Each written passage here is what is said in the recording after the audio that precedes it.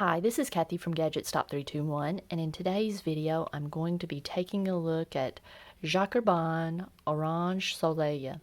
And excuse my French if I mispronounce that, but also I have to apologize. In every single writing sample I misspelled Jacques, but that's not the only faux pas that I've made in these writing samples, so I'll explain that in just a minute. I'm going to be doing a writing sample on this 52 GSM Tomoe River paper using a variety of pens and nib sizes ranging from a Pilot Extra Fine to a 1.5 stub nib. I'll take a look at some writing samples that I did earlier on other types of paper. I'll compare Jacques Herbin Orange Soleil to similar inks from my collection. And you can see that my initial writing sample with the Pilot Kakuno and maybe a little bit with the 1.5 stub were contaminated with some prior ink that was, I guess, still left in the feed. The Pilot Lucina was also on my writing sample that I did on Rhodia, but I think each of these I cleaned them out and then went back and re-dipped them, so not all of the writing samples are contaminated. And finally, I'll take a look at the results of my water resistance test. Orange Soleil was pretty pleasant to write with using my glass dip pen.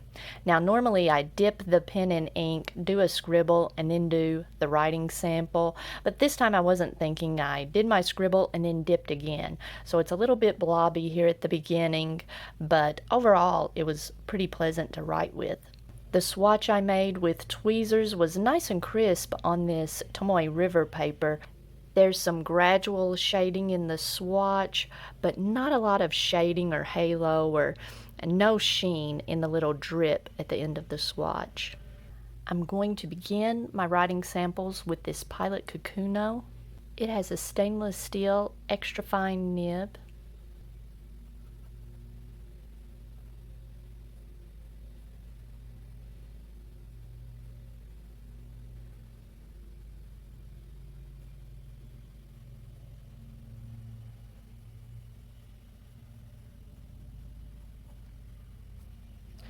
This is pretty pleasant on this nice smooth Tomoe River paper. Some of the other writing samples that I did on other papers weren't as pleasant. However, I'm not crazy about the legibility. It's pretty legible. I mean, I don't have any trouble reading this, but it's just not as easy on the eyes. I don't think I would like an entire page of this, but the writing on this paper was nice and smooth. Next, I've got a Kaweco AL Sport. It has a 14 karat fine nib.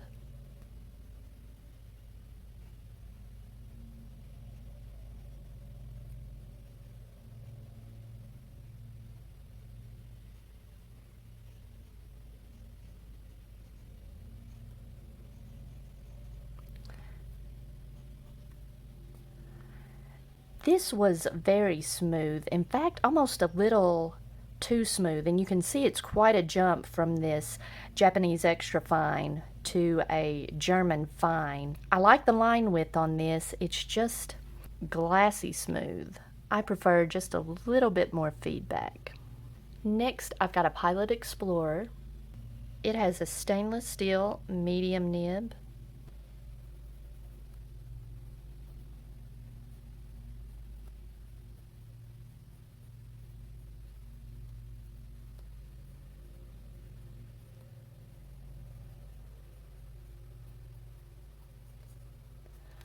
On some papers, this Pilot steel medium nib is super glassy smooth and kind of like the Kaweco fine nib up here. It's almost too smooth, but I was kind of surprised on this Tomoe River paper, which is known as being a super smooth paper. It was actually pretty pleasant. It was not quite as smooth. It wasn't that glassy, slippery smooth like this Kaweco nib was. It was smooth but nice. Next, I've got a Kaweco Perkeo. It has a stainless steel medium nib.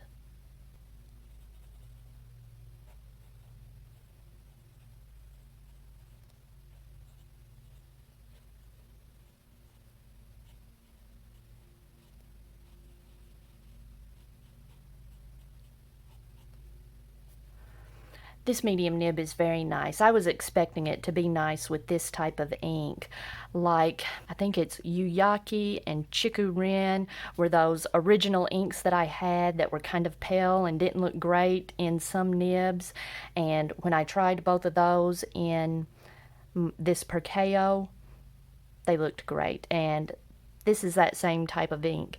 It has a chalky feel, very pleasant, and it's probably going to have some nice shading when it dries. Next, I've got a Pilot Metropolitan. It has a stainless steel calligraphy medium nib.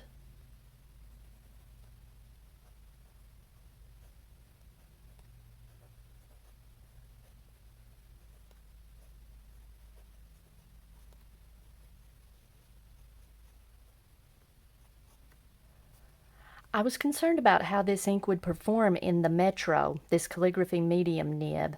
Some inks, some of these lighter inks feel too dry or look too pale, but this one looks just as nice as it does in the Perkeo, and it felt nice. It was nice and smooth, but not too smooth. Very pleasant. Next, I've got a Pilot Lucina. It has a stainless steel broad nib.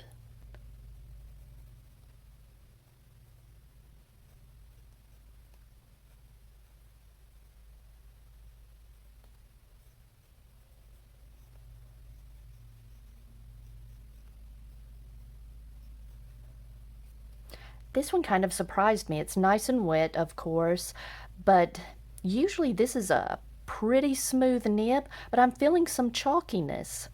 It's not unpleasant. It's nice. I like it much more than the super smooth Kaweco nib. It's chalky, but not quite as chalky as the Perkeo, but very nice. And finally, I've got a Jinhao X750. It has a 1.5 stainless steel stub nib.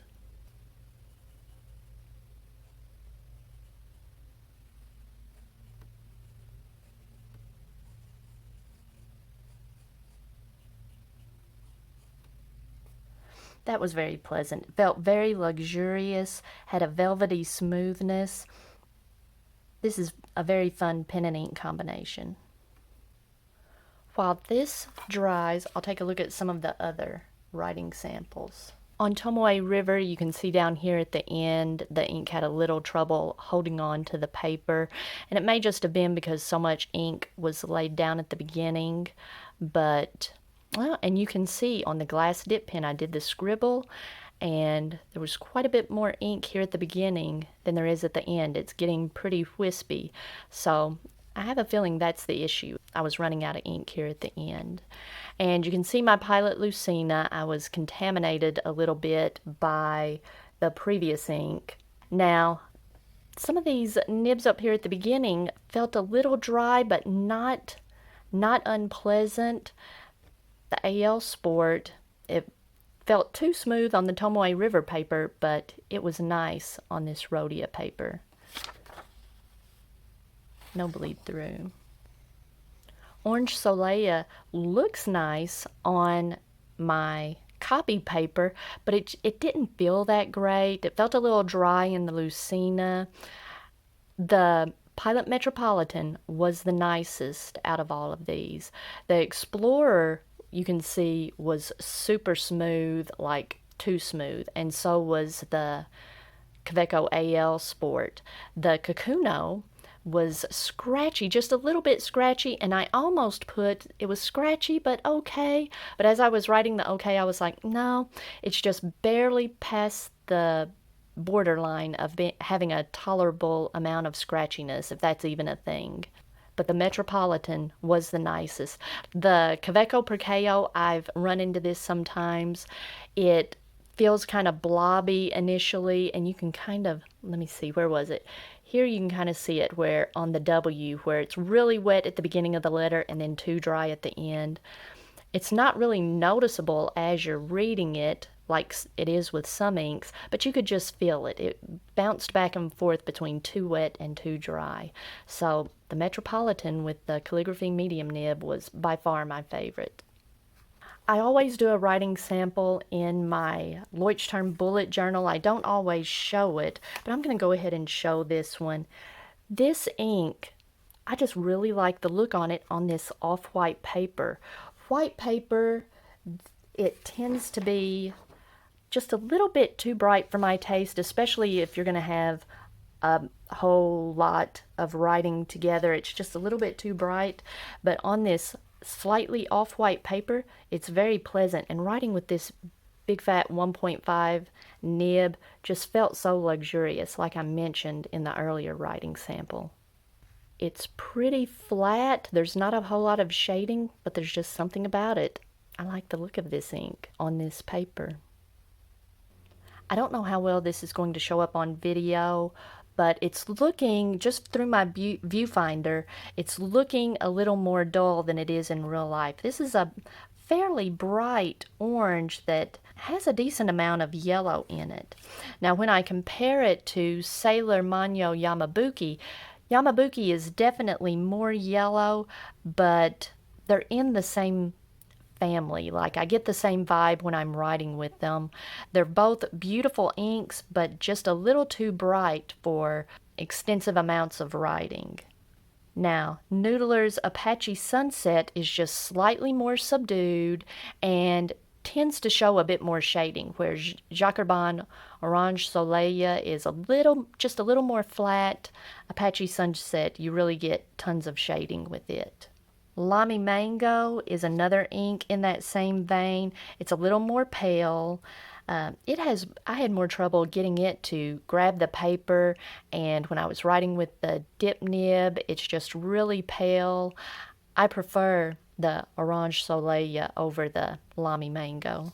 And another ink that I thought of immediately when I started writing with this Orange Soleil was Iroshizuku Fuyugaki. Now Fuyugaki is much more orange. It's got more red in it, where the Orange Soleil leans a little more yellow, but they both behave very similarly. Now I know you're seeing some shading here, but anytime I've written with Fuyugaki, it tends to be more flat, and that's what I've kind of discovered with this Orange Soleil.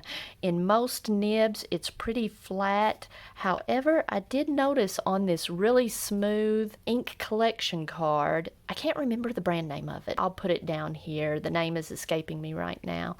But that Percao, I'm getting some nice shading. And on my Metropolitan, and the Lucina, this really smooth paper, I got some nice shading with this ink, but on most of the papers it was more flat. In my water resistance test, I did a writing sample with all the nibs on Rhodia paper, let it set for a while I was doing all my other writing samples, and then submerged this paper in water for 10 minutes, and as you can see, Herbin Orange Soleil has no water resistance.